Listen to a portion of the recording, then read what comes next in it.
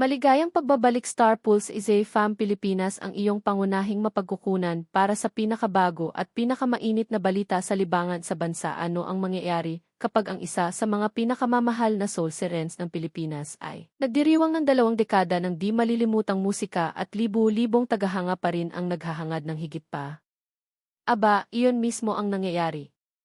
Matapos ang labis na tagumpay ng kanyang Kini na Gates anniversary concert ngayong taon, opisyal nang babalik si Nina sa entablado kasama ang Kini na Bataka The Repeat, na nagbibigay sa mga tagahanga ng isa pang pagkakataong balikan ang mahika, at sa pagkakataong ito, kasama ang mas maraming kantang hinihintay ng lahat.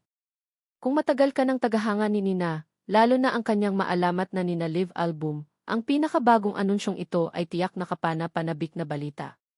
Sa video ngayon, pag-uusapan natin ang lahat ng kailangan mong malaman, mula sa mga bagong kantang kanyang tutugtugin, ang mga tao sa likod ng konsyerto, ang mga sorpresang bisita, kapana-panabik na mga plano sa hinaharap, at ang taos-pusong mensahe ni Nina sa kanyang mga tapat na taga-suporta.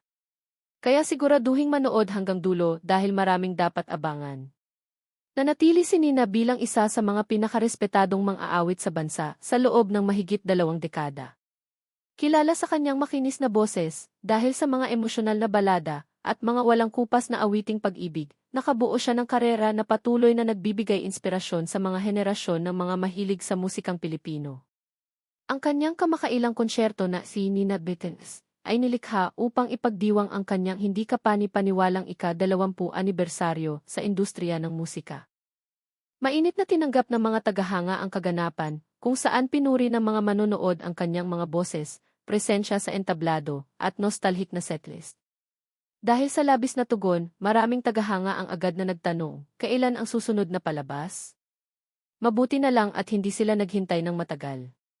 Opisyal nang kinumpirma ni Nina na magaganap ang Kini na Bataka The Repeat. Ngunit ayon sa mga aawit, hindi lamang ito magiging kopya ng unang konsyerto. Sa halip, maaaring asahan ng mga tagahanga ang isang bagay na bago habang ipinagdiriwang pa rin ang musikang kanilang minamahal. Isa sa mga pinakamalaking highlight ng nalalapit na konsyerto ay ang pagbabalik ng mga kanta mula sa iconic na Nina Live album. Para sa maraming tagahanga ng musikang Pilipino, ang Nina Live ay hindi lamang basta live album.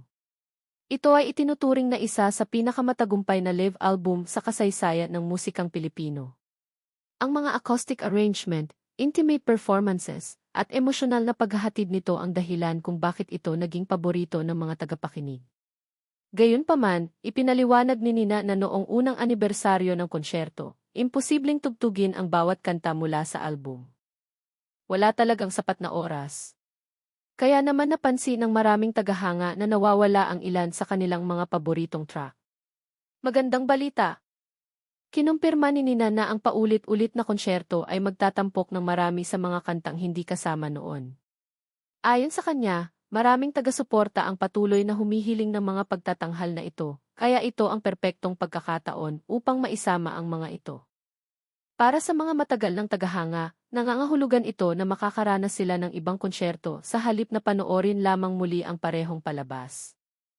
Isa itong pagkakataon para makarinig ng mas maraming klasiko na nakatulong sa paghubog ng kahanga-hangang karera ni Nina.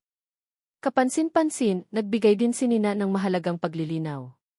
Ibinahagi niya na wala siyang planong magtanghal ng isa pang konsyerto na partikular na tinatawag na Nina Live. Sa una, maaaring nakakadismaya ito. Ngunit agad na tiniyak ni Nina sa lahat. Ipinaliwanag niya na bagamat wala ng isa pang dedikadong konsyerto sa Nina Live, ang mga kanta mula sa maalamat na album na iyon ay mananatiling bahagi ng kanyang mga live performance. Para kay Nina, ang Nina Live ay kumakatawan sa isang malaking bahagi ng kung sino siya bilang isang artista. Ibinahagi niya na ayaw niyang tapusin ang kabanatang iyon dahil ang pagkanta ng live sa harap ng mga tao ay isang bagay na tunay niyang minamahal. Hindi lamang ito isang album. Bahagi ito ng kanyang pagkakakilanlan. At dahil doon, maaaring patuloy na asahan ng mga tagahanga ang mga di malilimutang kantang iyon tuwing magtatanghal siya sa mga susunod na konsyerto. Sa likod ng bawat matagumpay na konsyerto ay isang masisipag na creative team. Para sa Kini na Bataka The Repeat, muling pinangungunahan ni Director Calvin Niria ang produksyon, kasama ang musical director na si Sof Mina. Inihayag ni Neria na pagkatapos ng unang konsyerto, maingat niyang pinakinggan ang feedback ng mga manonood. Nagbasa siya ng mga komento online. Binigyang pansin niya ang mga reaksyon ng mga tagahanga.